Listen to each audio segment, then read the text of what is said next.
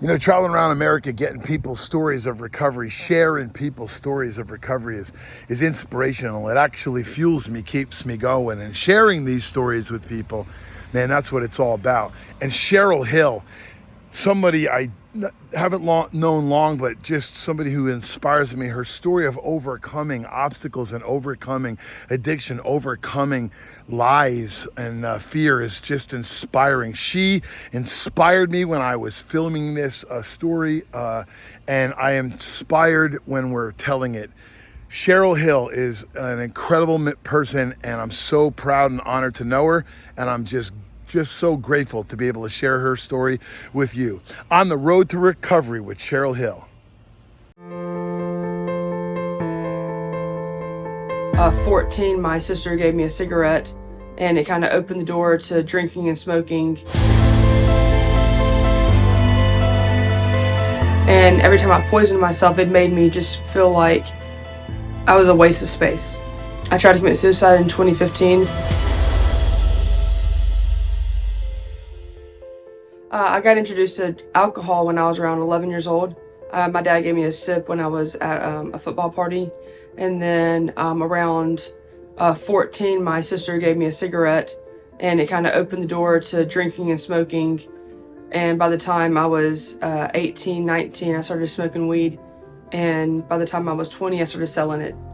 And I fell into alcoholism, and I was drinking every day for about 2 years. And it became a problem with my life. And eventually, I tried to commit suicide in 2015 from alcoholism.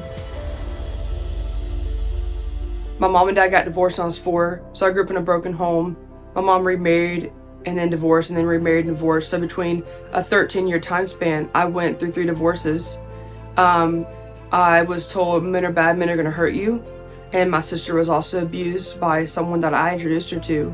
So I was seeing a guy abuse my sister, men in and out of my life. I was picked on a lot at my hometown.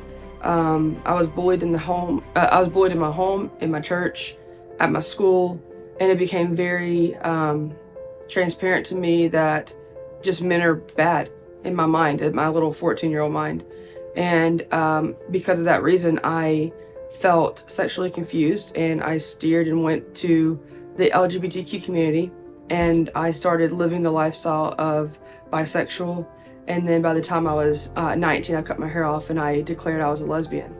And a lot of that was because I didn't feel like I belonged. I didn't know who I was. And because of that lifestyle, feeling like I needed to fill that hole, I needed to feel like I wanted to belong so bad that I went into a drag family, and we drank every morning, every night, every day. We were smoking weed. I had done coke before, and it wasn't pleasant. It made me very angry. I was completely miserable. So I was filling my life with drugs and alcohol to keep myself going. And like I said, I went all the way to suicide attempt in 2015. Thank God the suicide attempt didn't work. Yeah. But can you remember how you felt, like desperate and lost, that other people can kind of relate to it? Yeah. I feel like I had no passion. I had nothing going for me.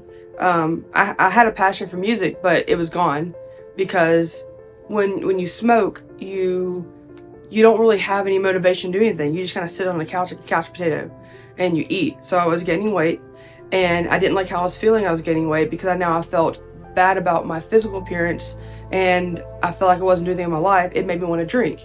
And when I drank, it made me want to smoke a cigarette. When I smoked a cigarette and I drank, I felt like I was just poisoning my body. And every time I poisoned myself, it made me just feel like I was a waste of space. Tell me about how you found recovery.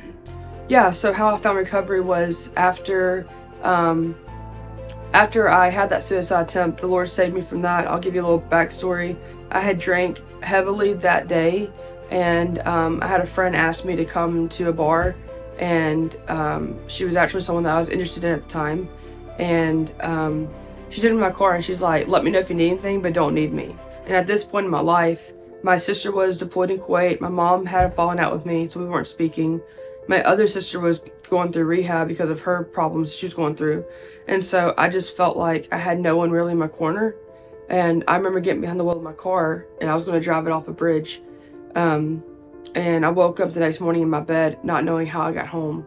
My mom, who I haven't spoken to in 6 months, came to my dad's house, and she was like, I was like, what are you doing here? And she said, God told me to come check on you. And so I remember going to church with her, and I sat between her and my granny, and I can't remember the message, but the song was Come As You Are. And for 2 weeks, I kept hearing this Come As You Are in my head, and I kept arguing with God. God, I'm an alcoholic. God, I'm a druggie. God, I sell drugs. I have nothing going for me. I'm dirty. You don't want me. And he was like, but I want you the way you are. Come. And so June 21st, 2015, it was actually Father's Day, is when I went to the front and I surrendered my life. And when I said, Lord, I don't know what it means to be a Christian, but I'm going to give you my life and let you do with it as you please.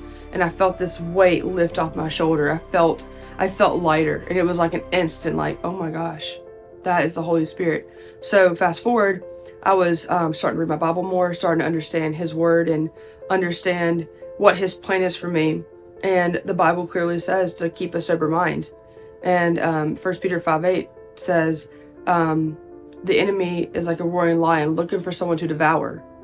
And there was a part in December 2017, I was struggling with alcohol while I was in college at Nashville. And I had this outer body experience. So I've been drinking all day, and I remember sitting like this, and I was smoking a cigarette, and I came and I saw myself from above looking down, and I was like, what are you doing? You're not staying sober and self-alert. And when I came back and I was like, I gotta go home. And then I took a whole year in 2018. I didn't drink at all.